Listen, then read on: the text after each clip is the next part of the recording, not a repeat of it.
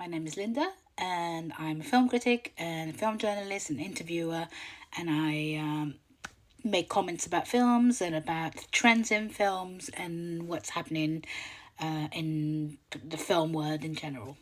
Today, I'm here to talk to you about what you see behind me, the logo, which is a very well respected film studio that's been around since 2012, and that is A24.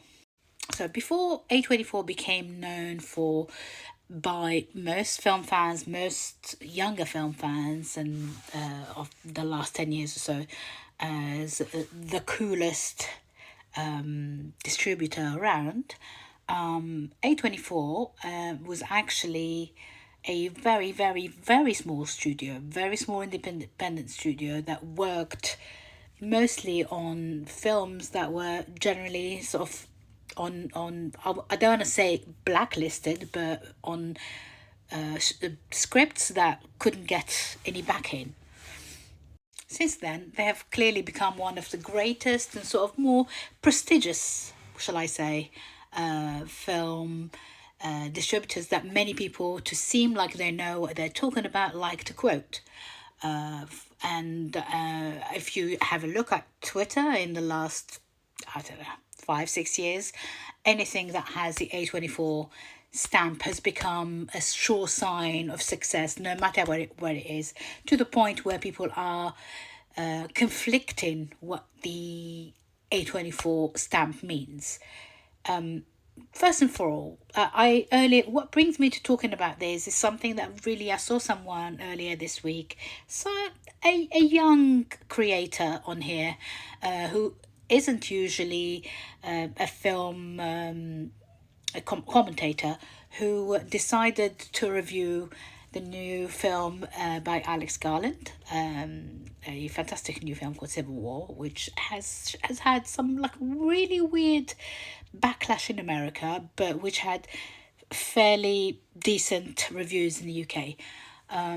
So yeah, what pissed me off wasn't I think the commentator actually did like the movie. What annoyed me the most is that he introduced it as being an A24 movie without once, not once, did he say who the director was in it, who the director of the movie was, which is starting to seriously annoy me. This is as if someone literally just went on social media and said, "I really like the new film by Universal." When a film happened to be one, for example, the latest Martin Scorsese movie, or the latest, I don't know, who else? Oh no, a Baumbach movie, or the latest Wes Anderson movie. I think there needs to be an understanding that A24, as beloved as it is still a film studio. It is a film studio. It is a film. It is a company that provides funds for artists, i.e., directors, writers, performers, for them to make their movies. To conflate the two things is actually paying a disservice to the people who've worked really hard to get these films off the ground. And I'm not saying A24 is not a great company. I'm just saying that it is first and foremost a distributor, and it should be treated as such. Actually, let's not do that, because that is, for me, quite a negative way of seeing things, and I would rather not. I'd rather stick to being positive about a distributor, about a fairly decent indie studio that's doing a great job.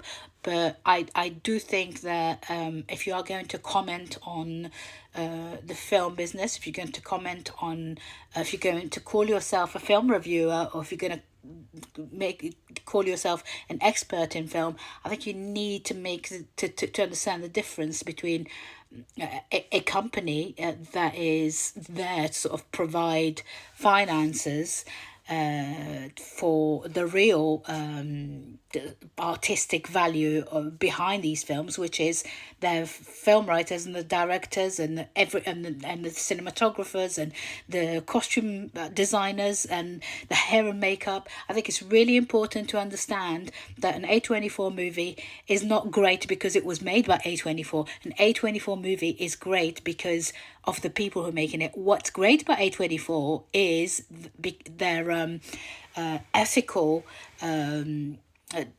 conduct towards filmmakers. I think give them I'm happy to sort of salute them for having done that. But let's not conflate the two things. I think it's really important for me. It's really important that you don't come on here and say, "Oh, I'm now going to review the latest A24 movie," without giving the name of the filmmaker himself. I think that's really insulting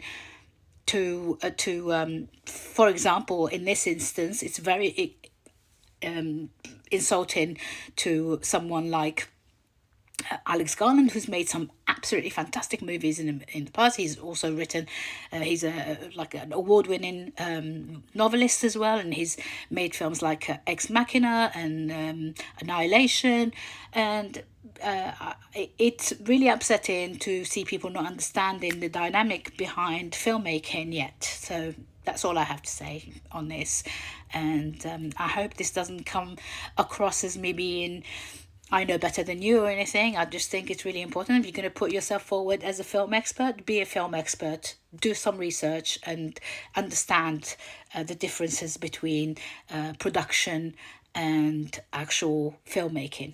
Okay.